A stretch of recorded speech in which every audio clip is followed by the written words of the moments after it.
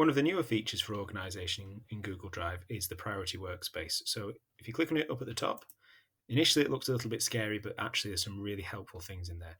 Now it still brings up a recently opened ribbon at the top, so it's got all the files that you've had open recently or you've used frequently. So it's trying to be a bit intelligent and work out what kind of things you're going towards. Now that's useful, but it's at the bottom here where you have your workspaces. Now I've got one for assessment, I've got one from computing key stuff, and I've got one for spring term.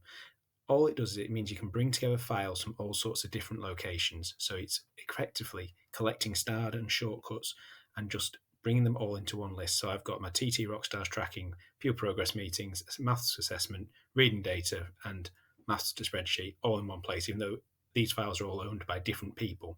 I've got the key planning for a term, even though that's all over the place in the shared area. It's all together in one place. And then I've got my timetable from my drive, and I've got the year group timetable from the shared area. So it's combining the things in one place, but it doesn't actually move the files. So it just gives me access to from one place, like a launch pad.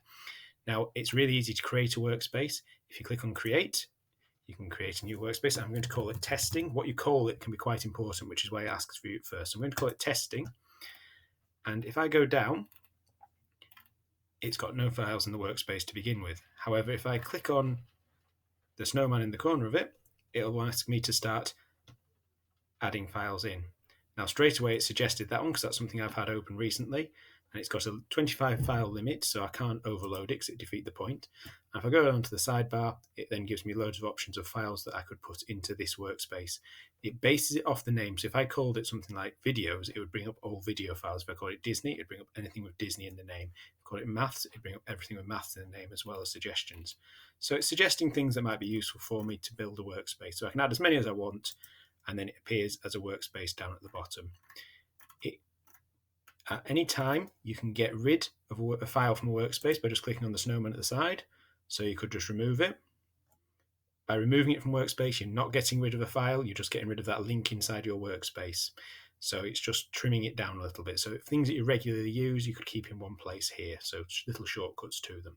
Again, at any point, removing them does not damage the file. But once you've got it here, you can get into that file from this launchpad called Priority Workspaces, rather than having to go around the houses trying to get into it. It's a really useful tool if you've got information that's been shared with you on different files from different people or from different folders, and you just want to consolidate it all into one location. So that assessment one for me has been really useful because I think every one of those files is in someone else's Google Drive. So being able to have, and they've shared it with me obviously, but being able to have access to them all from one place rather than go rooting through emails or rooting through the shared with me or searching for them. And it means I can keep my starred for other things or just things that I'm currently working on. So that's the priority workspaces. And again, if you finish with a workspace, so I've had a spring one, I've had an autumn one. If you finish with a workspace, you can either hide it. So I've hidden my autumn one and I'll reopen it in autumn term again, or you can just get rid of it completely and remove it. Again, removing the workspace does not damage the files inside. I was a bit scared first time I used it, worried about losing files left, right, and centre. The first time you do it as well, it will suggest to you suggested workspaces based on files that you use quite a lot and things that you've used regularly in combination, because it can be a bit clever like that. So priority workspaces, bit of a combination of shared with me, recent, starred, and shortcuts, and just general tidiness. A lot easier, a lot more efficient than having loads and loads of folders or files open on your desktop.